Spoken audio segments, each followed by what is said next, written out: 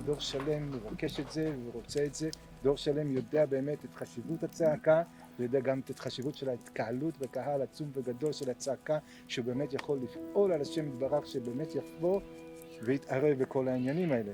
אז מבחינת צעקה זה מסקנה של דור שלם. רק מה שנהיה פה זה שמדובר כאן שלמרות שיש מלא כיסופים של מלא ונשמות לעניין הזה, בכל זאת כמו כל דבר, אף על פי שיש מלא נוסעים על הספינה, בכל מקרה יש צוות מסוים שהוא זה שעכשיו משיט את הספינה הזאת. כמו בעניין הזה יש צוות מסוים שהוא אמור, זה הייעוד שלו, התפקיד שלו, העניין שלו, להפיק את החלום הכללי הזה שיש לדור הזה. יש צוות הפקה בכל הנושא הזה. וזה מה שנפל עלינו. הצעקה מבחינתי היא לא עכשיו, אני צועק ככה, או אני צועק לזה, או אני פשוט צועק. הנשמה שלי צועקת. אין מילים. הנשמה של, כן.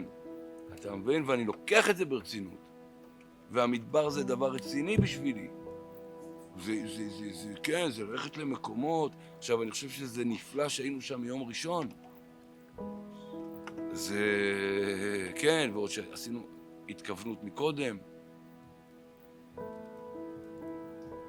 אני, בתחושה שלי, כאילו, אני מכיר כל אחד מכם הרבה שנים, אבל אני חושב שזו היכרות חדשה עם כל אחד ואחד מכם, בתור חבורה.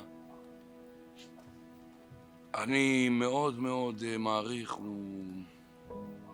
ושמח כאילו בפרטנרים, בבלגד, באורן, ברני, באשר, בסמי, ביחיאל.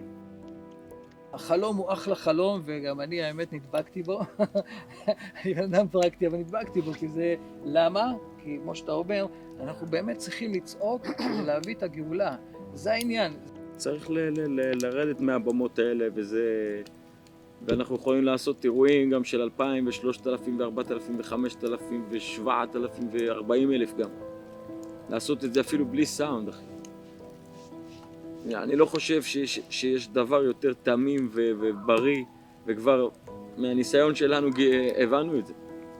שככל שזה יותר תמים, וככל שזה יותר פשוט במהות שלו, זה יותר מביא את הבן אדם לנקודה האמיתית שלו.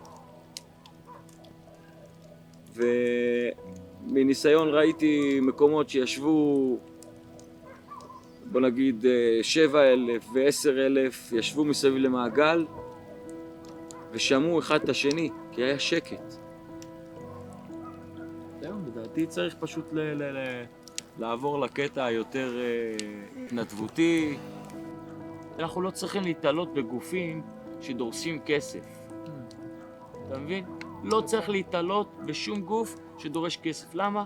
כי ברגע שמתחיל הכסף להיכנס, אז יש עניינים. ככה אני מרגיש בכל אופן. לדעתי, זה לא סותר להמשיך ולשאוף לצעקות גבוהות וגדולות, אבל להביא את זה ממש בקטע של מסביב למדורה, בלי יותר מדי הוצאות. אם אין תורמים, כמובן שצריך לעשות את העבודה הרבה לפני, ולא שבועיים לפני. זה מה שהלחיץ את העניין וזה מה שיצר חובות. כי אם היה לנו חודשיים או 3, אני חושב שהיינו יכולים לגייס כסף לא רק לסיר מרק, לגם סיר עם בשר, אני לא יודע מה. אנחנו נשמות גבוהות, אנחנו נשמות יקרות ומתוקות, עם יכולת להבין שקלו כל הקיצים, נגמרו כל הדיבורים. אנחנו חייבים באמת להגיע לענווה ושפלות, כדי באמת להיות החבורה. בפשטות. ללכת קדימה אל כל הטוב והיכולת שיש בנו, ולהפיץ את רבנו מה שאתם רוצים, ולגלות את אור השם יתברך בעולם, וכו'. סיפורי מעשיות. ידוע שלקדוש ברוך הוא, הדבר שהכי חשוב, כמו שרבנו מפציר בנו, זה העיקר שתחזיקו את עצמכם ביחד. שזה באמת העיקר, כל התכלית של כל העסק הזה, כמו שאמרו, בגלל שנאת חינם, אז כנגד זה אהבת חינם. או כמו שאו חברותה או מיתותה.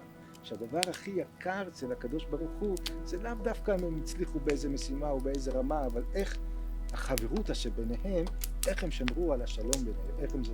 וכי לפעמים הולכים דרך ספינות וסערות ויש איזה, אבל אם הצוות נשאר מאוחד ומגובש, אז זה בדיוק עשייתא דשמיא שלו, על זה שהשם יתברך אומר, ולמרות זאת הם אוהבים אחד את השני, ונהיים מכבדים ככה, זה הנחת רוח, זה בעצם התכלית של כל העולם הזה. שנהיה מיוחדים, נהיה מאוחדים ונהיה ביחד איש אחד ולב אחד.